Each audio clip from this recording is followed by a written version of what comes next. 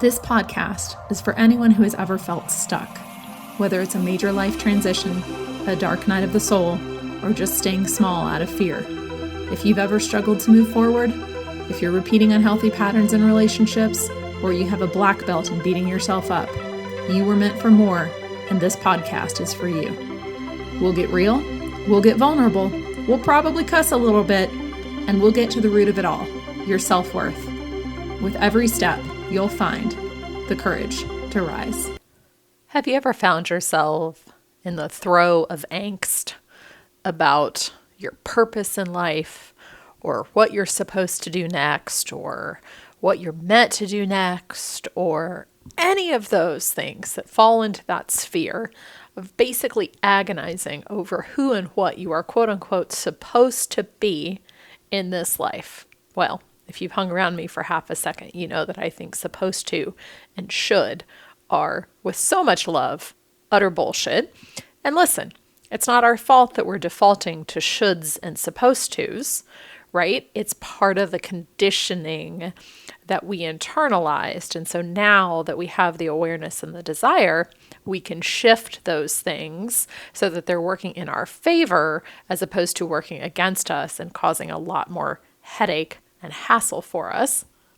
And I was reminded of this recently, actually just over the holiday. I was digging through my parents' basement through boxes that I suspect Mom wishes I would clean out. But anyway, there they are, happily stored in the basement. And I also collect books. My entire life is largely books anytime I move. And it's a happy problem to have, and I have no intention of changing it. And Marie Kondo and I broke up the day she was like, keep 8 books. I was like, I'm sorry. The folding thing was a bridge too far, but this book thing, we're breaking up. Though I do still subscribe to the concept of keeping things in our life that spark joy. I digress. So I'm digging through my parents' basement, and I am scanning in all the books because that's who I am. And I found this app that has a barcode scanner. Anyway, again, whole other conversation. But it's helpful when you have an app where you can check the library of your books. Okay, back to the point. So I'm digging through these boxes and I pull out this book.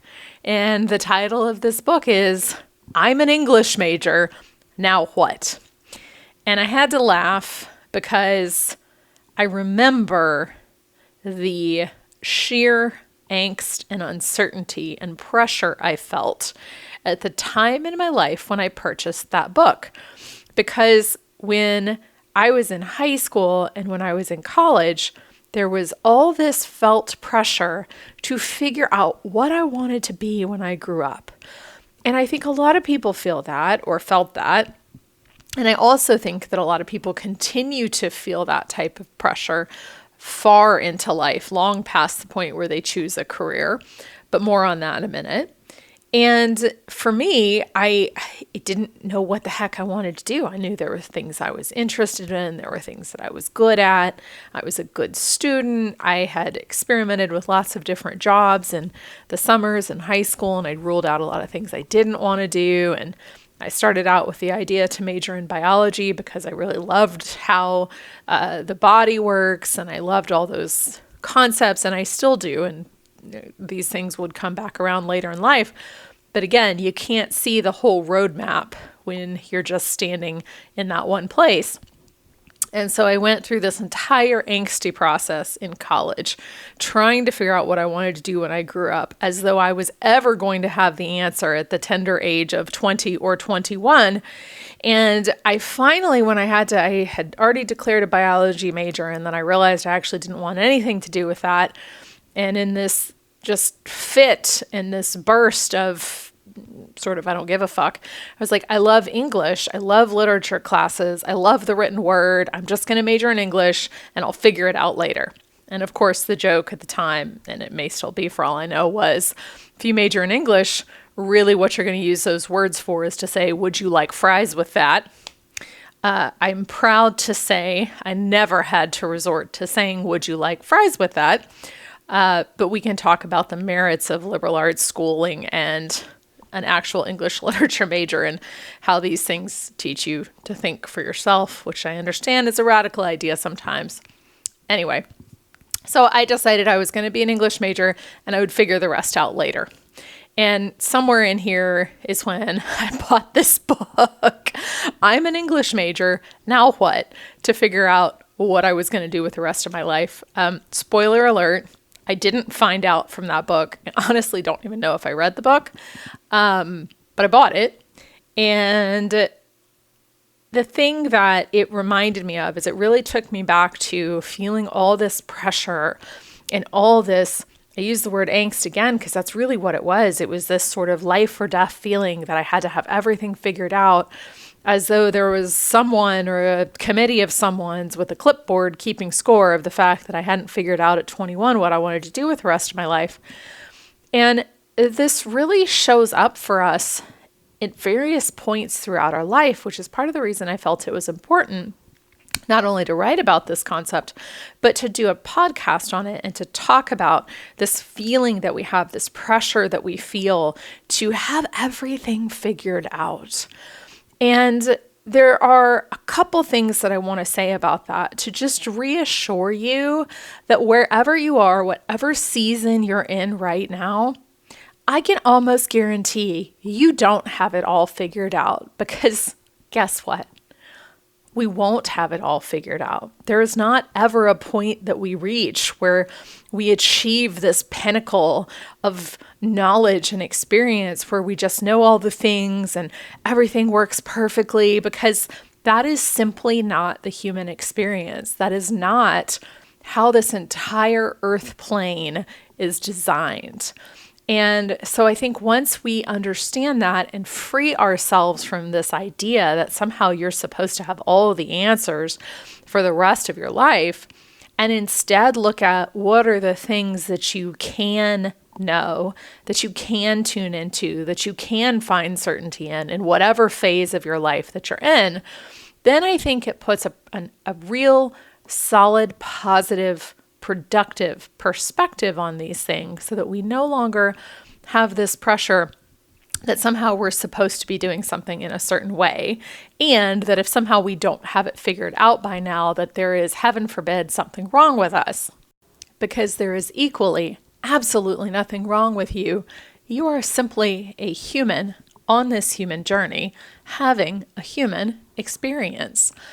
And I feel like this is something that is lightening and loosening up to some extent of this societal pressure of what we quote unquote should or shouldn't have figured out or be doing by a certain age or a certain stage in life, because all of that is really arbitrary. And really what matters is whatever season that you're in, whatever stage of life that you're in, that you are understanding and tuning into what truly feels uniquely right for you. Because this thing that I've observed, I observed it in myself, and then I observe it in my coaching clients as well, is sometimes there can be all of this heaviness around, I have to find my purpose.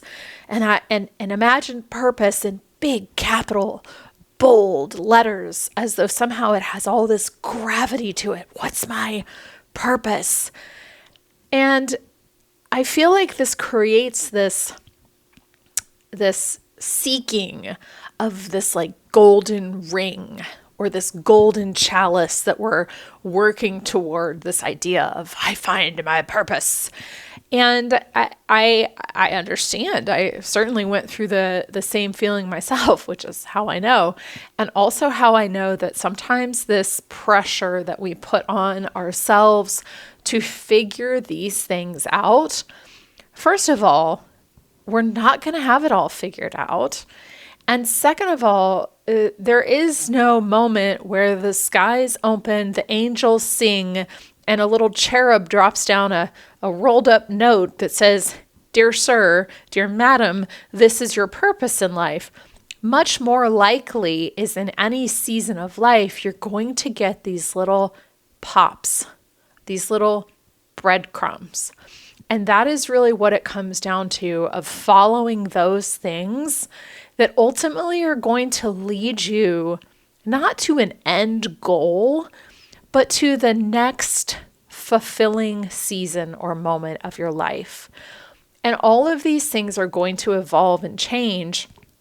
And in my experience, the thing that I was seeking years ago that led me to become a coach, those things still exist, and they've also evolved and changed and grown over the years, because I'm not the same person I was in 2017, and neither are you, to whatever extent and to whatever degree. And so this idea that somehow we're going to find our one main purpose could be what's causing us a lot of the stress and pressure that we're feeling, because I think that we also need to take into account that every single person has a unique blueprint.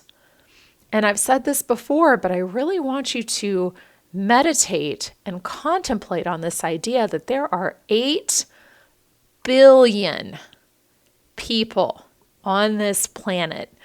Do you know how much a billion is? 8 billion people on this planet, and there is not a single other person, not a single other human that has your exact unique combination of DNA, of energy, of experiences. Even if you're a twin and an identical twin, you are not the same as your twin, and they are not the same as you. And this is really the concept. Anytime you find yourself looking about at other people to try to see what you're supposed to be doing, or what you're supposed to be mimicking, or what you're supposed to be acting like, I want you to stop and pause and remind yourself, you are one in 8 billion. Your way is going to look different than someone else's. Now, it could look similar. You can take inspiration from other people, but your purpose, your way of being, your way of existing, everything about you, it's all going to be very unique to you.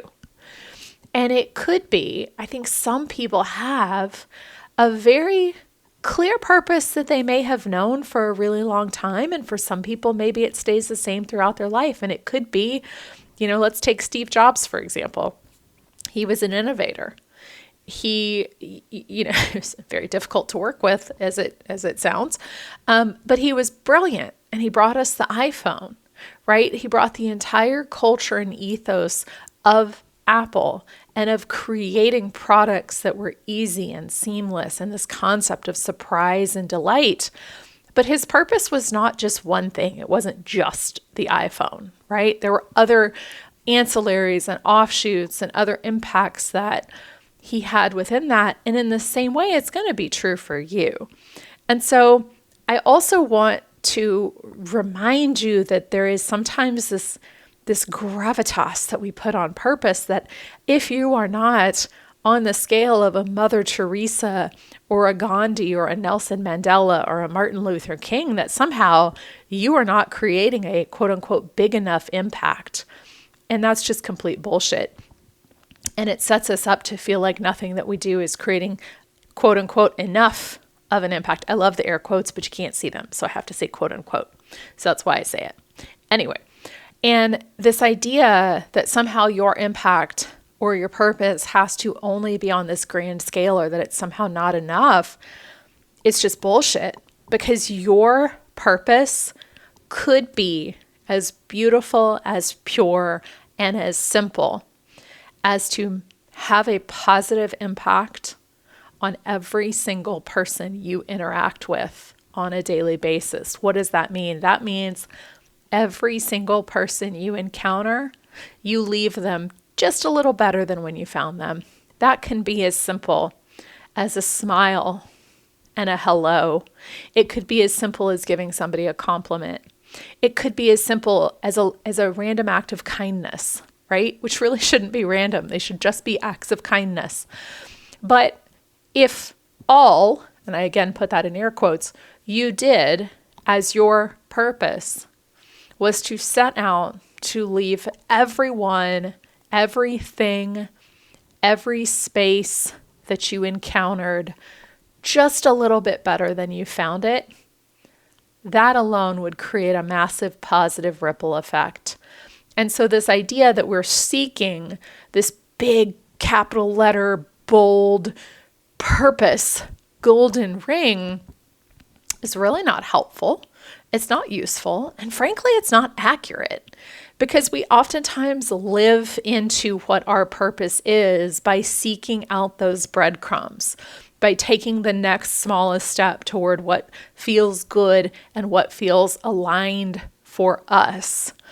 And so your purpose, wherever you are right now, is really and truly to tune in to your unique essence, to all the things that make you uniquely you, and to start to remove any of the limiting beliefs, any of the habits, any of the conditioning that somehow had you believe that who you are was wrong, was bad, was unlovable, was unacceptable, or was a myriad of other negative connotations. And for you to question everything in your life in a loving way, to really find what's true for you. And that looks like when there's an action or something that you take or something that you're doing that you've done habitually, you just stop and you go, why am I doing this? Does this really align with me? Or it's a thought process that you have that you habitually have, right? We think between 60 and 80,000 thoughts a day, and I guarantee you're not aware of 95% of those, right? Those are actually the statistics. But when you stop and question the things that you do in your life, and again, in a loving way, and you go, why do I do this? And you look at if it's something that still fits and if it's something that still resonates with you, and you look at the places within yourself where your unique essence has been hidden because you feel shame about it, or because somehow you feel like you're too much, or maybe somebody told you were too much, or you're worried you'll be too much, or the pendulum swing that I've mentioned before of not feeling good enough. And when you can find the courage to say to yourself, I am where I am, and I am who I am right now in this moment, and this pressure that I feel to find an answer, or the angst that I feel to find an answer, I'm going to make a choice that that's no longer going to drive me, because I understand it is a choice. And it's simple to make that choice. Now, it may not be easy, but that's another podcast altogether. But it's simple for you to make the choice to say, I am no longer going to let this pressure to have everything figured out drive me, push me, and rob me of everything that is joyous and rich and delightful about being in this human experience. And when you find the courage to continue to step in more fully to the things that really feel good to you, then what happens is you start to follow the breadcrumbs in your life. And I did this unintentionally. Going back to my English, where we started as an English major, I just love words. I loved words. And while I loved biology and how the body worked, and I was fascinated with anatomy and physiology, it wasn't quite what I was meant to do at that point as a career. And I'll talk in a minute about how that all comes around. But what I did is I followed the breadcrumbs. I had no idea what I was going to do with it. I knew the things I didn't want to do, and I knew what I loved about studying English and literature. Now, I'm never going to use the Middle English that I studied unless there's a time machine that shows up. And then if I go back in time and meet Chaucer, I got this shit. But anyway, but what I did was I followed the breadcrumbs. And then I followed the breadcrumbs into book publishing. And then I followed the breadcrumbs into a graduate program on book publishing. And then I followed the breadcrumb that lit me up that said, college publishing sounds fascinating. And I ended up creating a career for myself, creating a pathway for myself, and creating the experiences for myself that led me to then the next chapter and the next season. And now so many things have come back around for me whereby that fascination with biology and anatomy and physiology actually was meant to be the spark that drove me into understanding our physiology, our neurobiology, our neurochemistry, our hormones, how all of those things work together in the process of change and in the process of creating the type of life we want, of unlearning, unfiring, and unwiring all those unhelpful thoughts, conditioning, traumas, that somatic piece to everything. That overlapped then with all the other things that I picked up along the way. And that's what I mean when I say we cannot see the whole roadmap, because from wherever you are, it's such a human desire to want to see the whole picture. Guess what? You're not going to see the whole picture. This is the analogy that I give to my clients. I want you to imagine for whatever it is that you're looking at right now as your next step or your next season or your next chapter, I want you to imagine that you're standing on a river bank and it is pitch black outside and you can hear the water and you know it's there. And your goal is to get across the river, right? And that is representative and analogous to the journey that you're taking for whatever it is you want on the other side. Well, it's dark and you can't see across the river. So you don't know yet how you're going to get there. But then what happens is there's a rock that lights up just to your right off the bank in the water. And so you step onto that rock. And when you step onto that rock, another rock lights up and you step to that one. And then another rock lights up and you step to that one. And you keep following those rocks. And pretty soon you make it across that river and you look back and the path you took, it's not a straight line and it's not one you could have predicted, but every single rock along the way gave you a piece that you needed for your journey and a piece that you needed for where ultimately you were aiming to get to. But you can't see that when you start the journey. And so there is an element of trust, there is an element of faith, and there is an element of, I'm going to follow what feels right, even though it may not make sense. And I'm going to trust that that next rock is going to light up. And the more that you focus on following that, on trusting that ultimately it is all going to be okay, no matter where you are, no matter what's going on, keep taking one step, one baby step, 1% a day, you're going to get there, even if you're not quite sure where there is yet. And also, there is no there. There is only a temporary benchmark, right? And you are, with every step and with every breath and with every thought and with every feeling and with every action, creating your life. So create it intentionally by tuning into your unique essence. Because the things that you love and the things that make you who you are, that is your purpose. That's what we need. There's a reason why no two people are the same. Because there's something really, really unique that you bring. And we need you to be the greatest expression of you. Take inspiration from other people. Take inspiration from people that you see doing things that are interesting. Take inspiration, but do it your own way. And tune into that. And when you feel that pressure to somehow have everything all figured out, and you feel that pressure asking that question, now what? Just stop and take a breath and remind yourself that all you have to do in that moment, literally all you have to do in that moment, is breathe and just take the next right step for you. Jump to that rock that lit up for you.